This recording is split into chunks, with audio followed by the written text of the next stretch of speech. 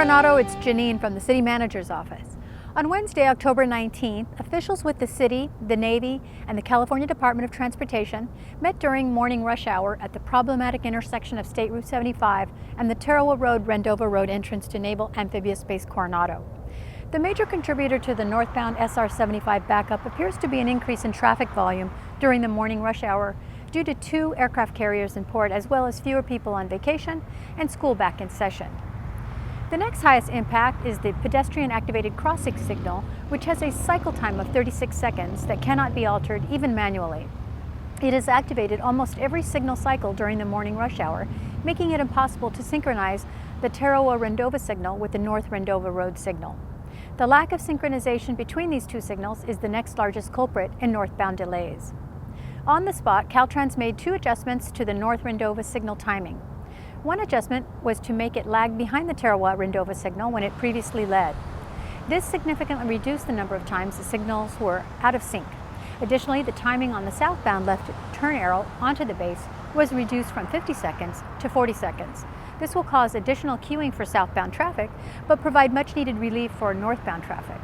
The idea of the Coronado Police Department turning off the signal and controlling it with city personnel has been presented by Caltrans, but this is a complex intersection that would require multiple officers to control. The city is evaluating this option.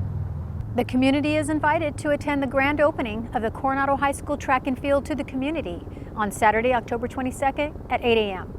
Thanks to a joint agreement signed over the summer by the City of Coronado and the Coronado Unified School District, the track and field is now open on weekends and holidays from 6 to 10 a.m. City and school district leaders hope all runners and walkers check out the all-weather track.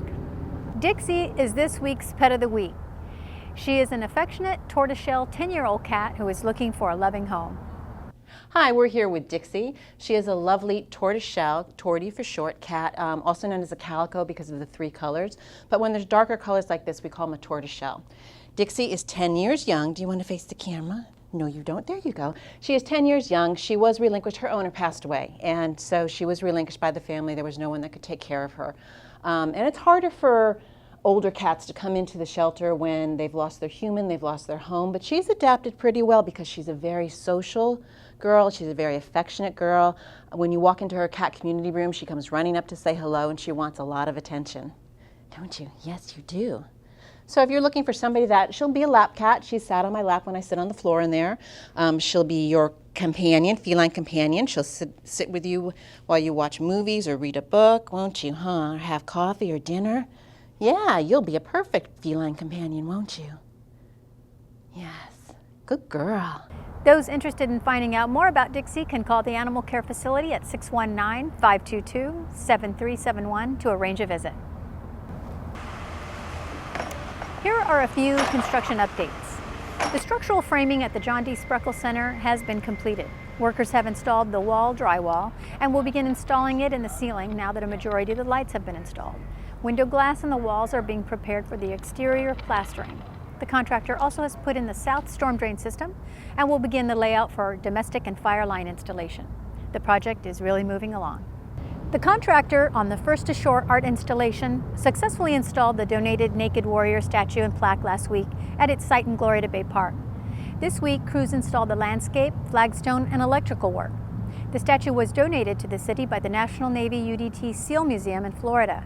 It will be wrapped until the unveiling ceremony on Veterans Day, November 11th. There is some minor finish work, but the installation will be substantially complete this week, thanks to the contractor, Urban Corps, and their subcontractors who completed the very detailed work ahead of schedule.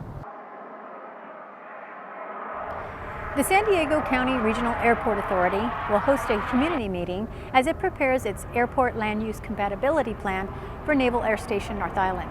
The meeting is set for Wednesday, October 26th at 5:30 p.m. at the Coronado Public Library's Win Room at 640 Orange Avenue.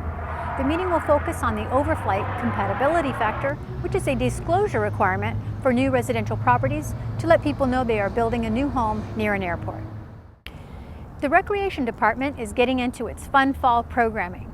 Upcoming events include the annual Turkey Coloring Contest, the Halloween Happening event, Pancake and Paddlers Club, and a skate park Halloween barbecue. Get your turkey flyer to color at the community center and turn it in by Monday, November 7th. The Halloween happening is set for Friday, October 28th from 3:30 to 5:30 p.m. at the Community Center. There will be carnival games, food, and crafts. Be sure to dress up. Tickets may be purchased in advance. The next Pancakes and Paddle event is set for Saturday, October 22nd. Gear up, paddle out, and then have some pancakes at the Coronado Boathouse and Club Room. For details on all these events, including the skate park barbecue, call 619-522-7342. And for more information on these events and all the city's news, check out the City Manager's Weekly Update online.